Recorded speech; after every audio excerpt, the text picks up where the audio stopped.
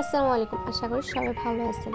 তো আমরা আজকে চলে গেছি কুমিল্লা কান্দিরপাড় বাদুরতলায় ওয়াইডব্লিউসি স্কুলের পাশে ডান পাশে দোতলায় আলমাজ কিচেনে।